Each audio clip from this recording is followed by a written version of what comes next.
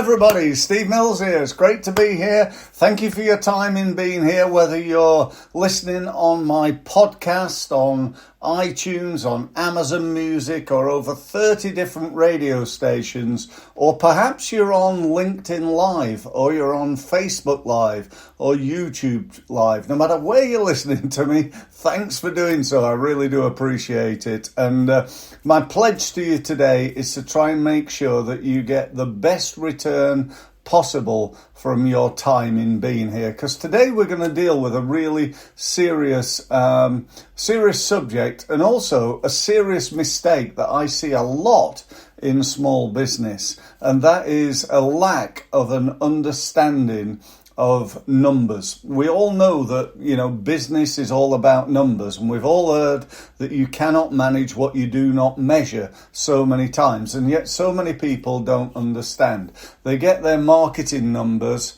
from the past, from their accountant. Often accountants will, your end of year is in, let's say in April, and then your accounts go off to your accountant, and then 3 to 6 months later they'll tell you how well you've done 18 months ago to a year ago. So already these accounts are 6 months out of date, and this is what we're running our business by. That's almost like, driving from wherever you are to Birmingham based on looking in the rear view mirror. It ain't going to get you too far. We need to know where you want to go. We need to know whether we're, the journey that we're taking right now is taking us in the right way, in the right direction, and we need to make amends along the way as we go. So that's really what today's all about. I'm covering today how to assess the marketing side of your business. We need to obviously assess the financial side, and we need to be good at that. And we also need to make sure that we're assessing the operational side. How long does it take you and or your team to do something, to whether it's cleaning a room for somebody, or repairing a car, or running a coaching session, or preparing a set of accounts, or writing a report. It's all about understanding the numbers around that. But as I said, today we're looking at marketing, our marketing numbers. And that for me is so incredibly important. As I've already said, you cannot manage what you do not measure.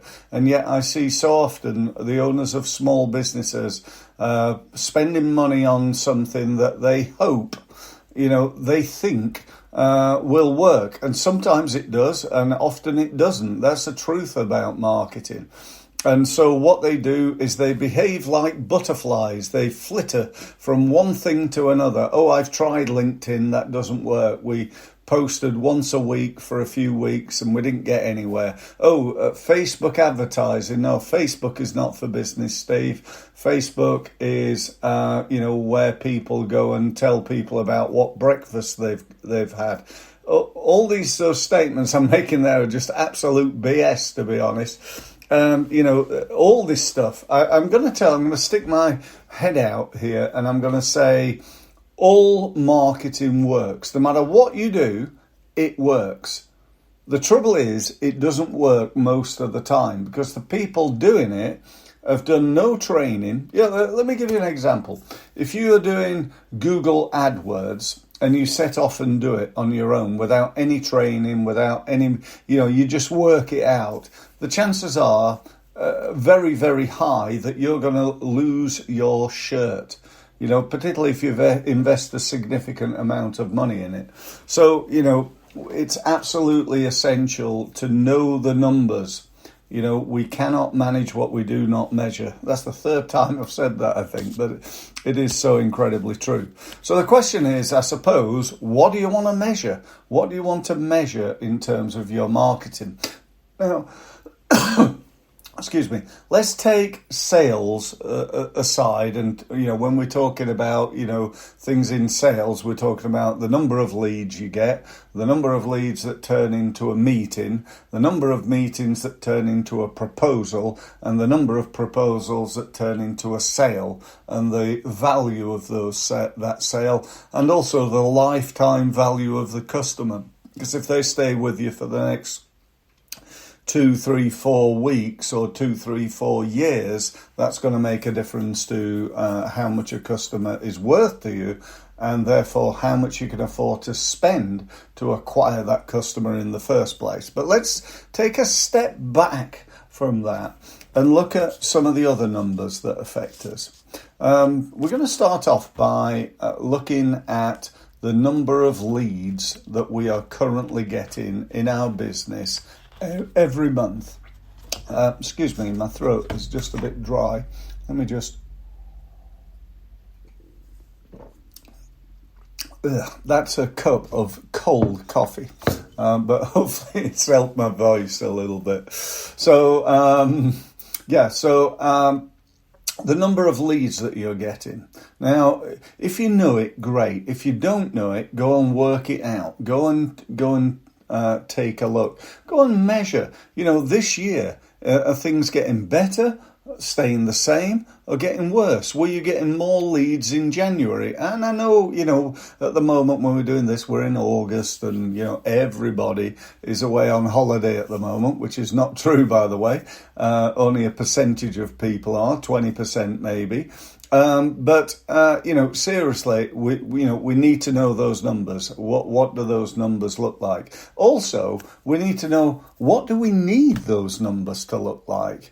If my goal is to turn over £1 million in my business, and my average unit of sale is £1,000, then I can quickly work out that I need 1,000 sales. And that's without being an accountant. Are you impressed with that? I sincerely hope you are. And I can't quite work out how that breaks down into 52 weeks, but, for ease, if it breaks down into 50 weeks, we can easily work out how many sales we need. If that's 50, that's... No, I can't work that out. Why is my brain gone? Is it 20 sales? No, it's not 20 sales. It is if it was per month, if it was 1,200 sales, clearly it'd be that divided by 12 months. So we know that it's 10. Let's just say that. So think about that and what you need. So you know what you're getting, you know what you need, and then we've got to work on the difference between the two. Okay, so that's again quite a big picture one, the number of leads you get. The next thing to consider is, where are they coming from? Because if you're putting a load of time, money and effort into Google ads and you're getting all your business from LinkedIn or from email marketing or from attending networking events or from whatever else it is that you're doing, then, it's not really quite working out as well as you want it to, is it? You're getting leads from no doubt 2 or 3 or 4 or 5 different sources. But which is the most productive? Which are the lead sources are you converting more of? Because it's not only about the number of leads, it's about the conversion rate of those leads. It's about the value of those leads. So there's several things to think about here. So, make sure we're considering that and looking at how we can improve that. Now, underneath that, there are even key drivers underneath that, aren't there? Say, for example, if we took LinkedIn as a concept and said, right, we're getting 30 leads a month from LinkedIn, and that's okay. So how are we going to get more? How can you get more leads than you're already getting? Well, you can start connecting to new people, can't you? You can start improving your profile. You can start communicating with more people on a regular basis. One of my clients wins a significant amount of his business by picking up the phone and talking to people on LinkedIn. Now, he's doing very well. He's winning enough business for him. But if he wanted to double his business, what's he got to do? He's just got to make twice as many calls. It's simple, but without knowing the numbers, how do we know what the best thing is to do? My client knows his numbers. He knows how much business he gets from LinkedIn, and he knows all of that comes from pretty much picking up the phone and talking to people. So if he wanted to, and he had the time and the resources, he could make twice as many calls, win twice as much business. Now, all right, it might vary a little bit, but, if I make 100 calls and that equals 10 inquiries, and I convert 5 of those into meetings and 4 of those into sales, and my average unit of sale is, let's say, $5,000, that equals £20,000. All I've got to do is to make 200 calls, and you'd think that I'd double that to £40,000 a month, and so on and so forth. So, think about this fantastic tool called understanding the numbers, accessing and knowing how effective your sales and marketing is absolutely paramount to your success. I've known businesses. Let me give you one of my more famous examples. My most successful example. Actually, it's not. It's one of my most. It's not my most successful. But let me give you an example of this. I had a client, and I'm on the first day working with this new client. And they make big... In fact, if you noticed on the introduction, there was a company that had a big, long green machine. Do you remember that on that introduction bit? That's the company. And they sold those recycling machines into local authorities. And they've been advertising on the back of a glossy magazine that goes out to 30,000 people within the public sector. And that had cost them £2,000 a month. They've been doing it for 6 months. So 12 grand. Guess how many leads they'd got? None. They spent £12,000 on 0 leads. And they said to me, what do you think we should do? I said, well, I think you should do one or two things. You either stop doing it because it ain't working, or do it differently. You need to change something about what you're doing in order to improve it. I mean, I said to them, the good thing is you know what you've spent and you know the results that you've got. You know that. That's a fact. That's a proven fact that what you're doing ain't working. Now, when I looked at the advert said in big letters across the back page, Nicolas Jovisa, which was the name of the company. They're a Spanish company. And I said, are you well known in the industry? No, not at all, they said. We're advertising using our company name to get brand recognition. And I said, okay, so do you want brand recognition or would you like money in your bank? Because for a smaller business who's not well known, the two things are very, very different. They went, oh, no, we want money in our bank. We want to, win some business. We want to get some leads and sales. So I changed it. I said to them, what is it that your equipment does? They said, well, it saves local authorities about 25% of recycling costs. And they spend, dependent on the size of the local authority, they spend many, many, many millions of pounds on it per year. So, long story short, we changed the headline to local authorities save 25% on recycling costs by buying this piece of equipment, basically. That following month, when the magazine went out, within 2 months of that, they'd got 5 leads and 2 sales for £2.5 million each. So they made £5 million from the next £2,000 advert. So, and all I did is change a few words. Now, if I hadn't known the numbers, I'd have, if they hadn't told me, they'd spent 12 grand and got nothing back. Even if they'd have said, spent 12 grand and got 15 grand back, I'd have gone, right, okay, how can we improve the effectiveness of this? It's profitable, but how can we improve that? And that's really what my message is. Understand, you take something as simple as going to networking events. So I go to Chamber of Commerce networking events, and I go once a month. I've been going for a year, so I've spent X amount of hours, X amount of money, because, I have to pay 20 quid every time I go, and I've got petrol to get there even, and so on and so forth. And I've got time while I'm there, time while I'm travelling there and back, and maybe time afterwards following up with the people that I've met. So it's cost X. What have I got as a return on my investment? Because, I was talking to a guy the other day, and he said, oh, yeah, this networking club, it's great. I love it. Yeah, I've been here for a year. I said, oh, how much money have you got? Well, I haven't made any money, but, it's great.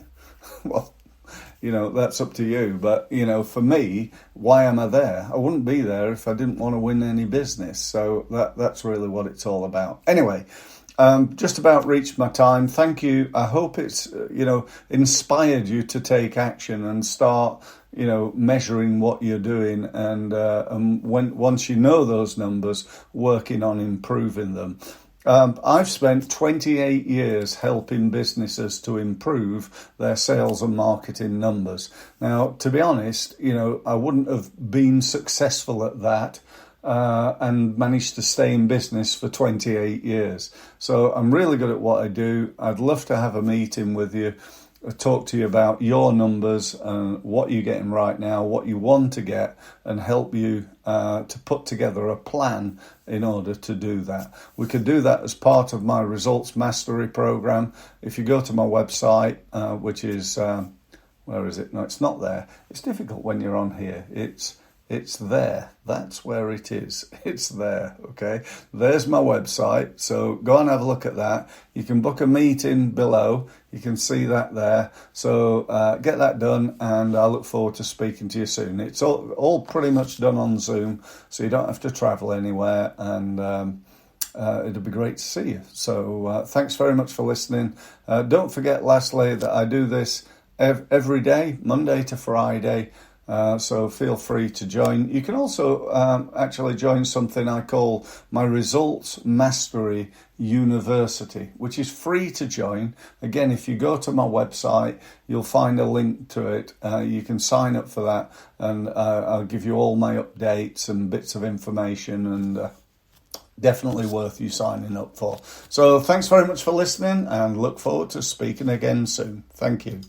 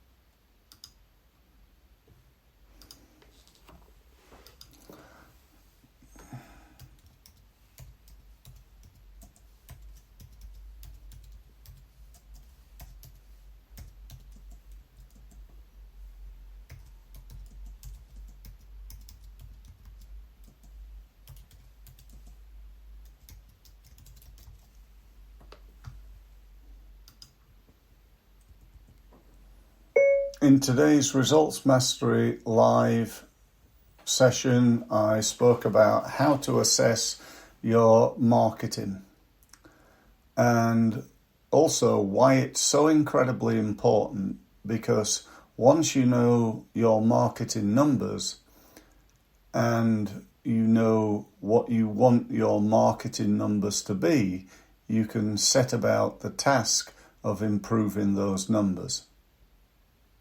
Full stop. However, without that knowledge, you don't know what's working and what's not and where leads are coming from. Full stop.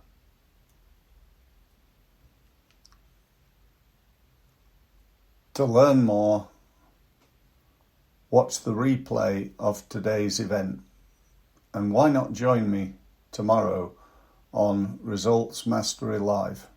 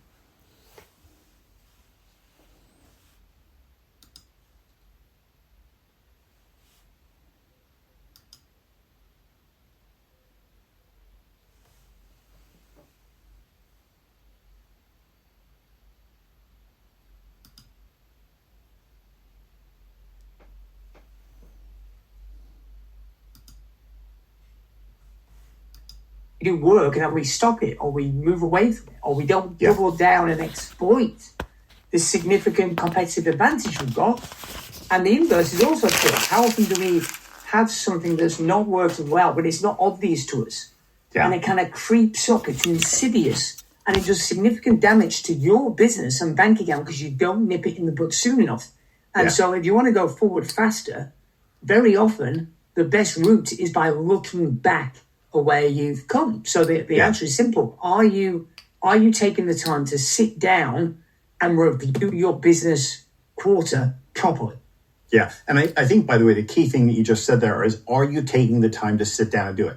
And I think it's one of the most seductive things that business owners get tempted by is, I'll do it next week. I'll get to it next week. Right. And before they know it, next week is already next quarter, right? This is where it reminds me a lot of and I know you're a fan of his books, Cal Newport, the book Deep Work, where he talks about how you can't work on your environment in your environment. You have to get out of that in order to think about it from a distance and a perspective. And I think that's one of the benefits of doing quarterly reviews outside.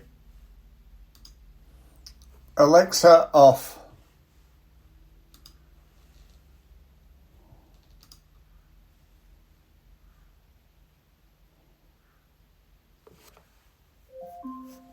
Alexa, off.